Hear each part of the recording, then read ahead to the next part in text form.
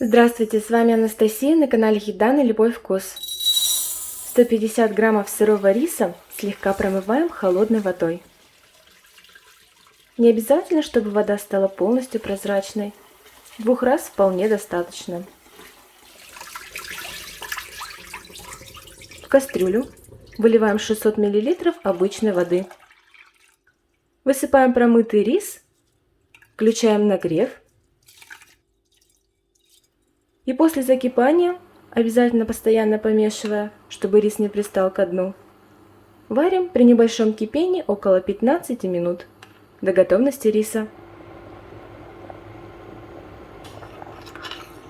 Вода постепенно будет впитываться в рис, и получается вот такая вязкая консистенция.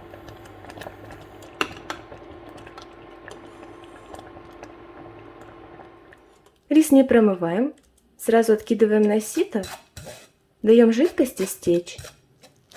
И все это остужаем до теплого состояния.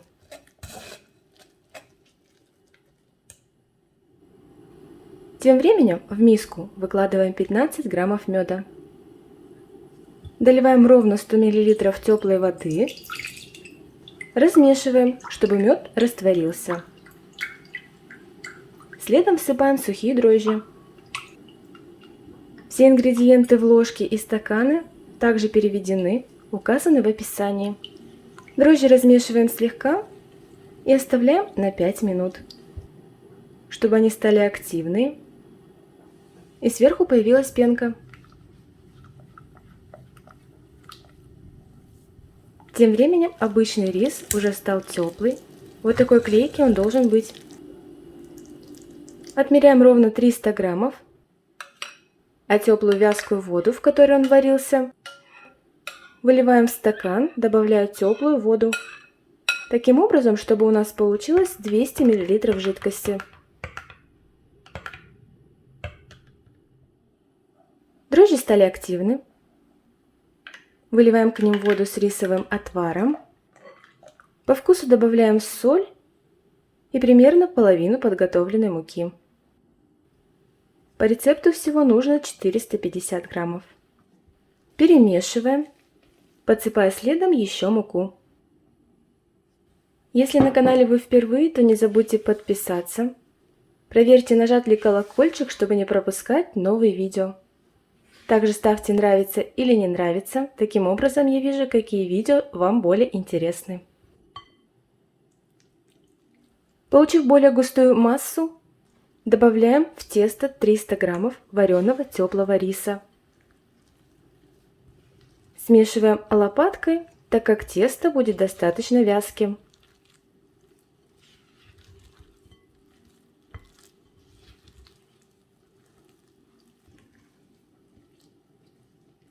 Выливаем 40 мл растительного масла.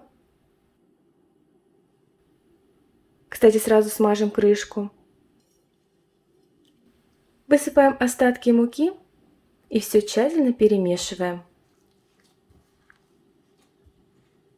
Нужно, чтобы рис распределился хорошо.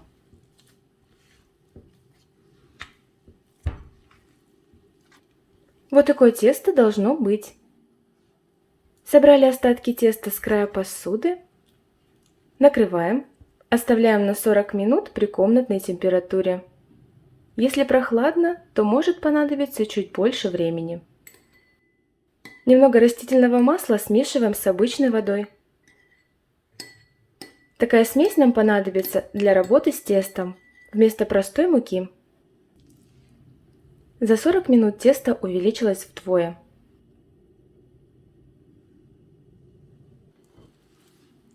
Собираем его со стенок посуды. Руки смазываем водой с маслом. Выкладываем тесто.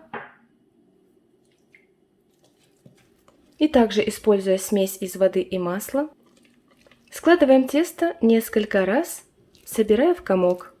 Как видите, тесто совершенно не прилипает к рукам.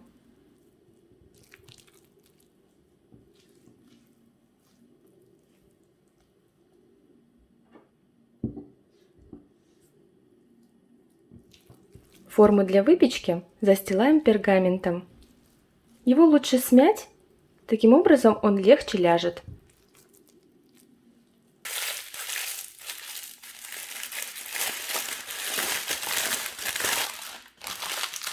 Помещаем в форму теста.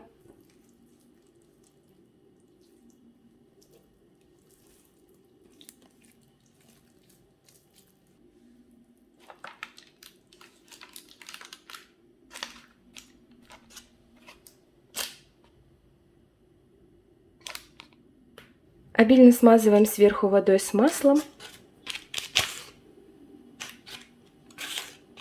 Накрываем и перед выпечкой даем постоять еще 10-15 минут.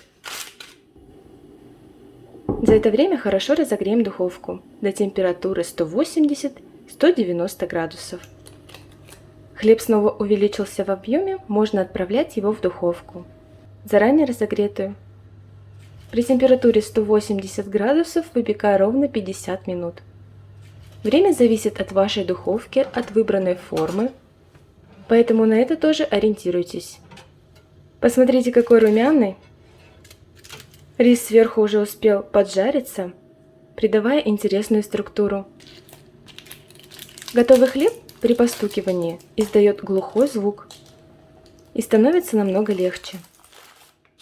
Достаем хлеб из формы, не снимая пергамент, накрываем обычным полотенцем и даем хорошо остыть.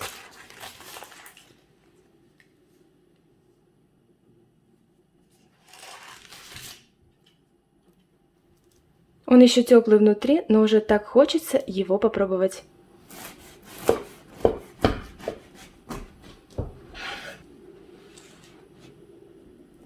Корочка сверху получилась румяная, хрустящая, плотная, а внутри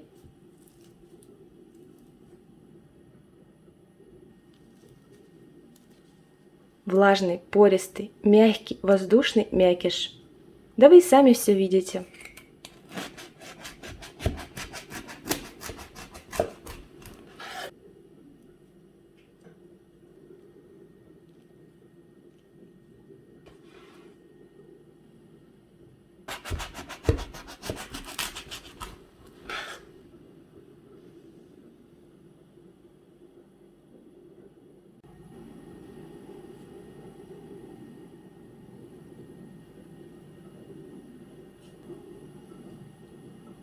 Когда ешь такой хлеб, верхушка с рисом похрустывает, а нежное тесто просто растворяется во рту.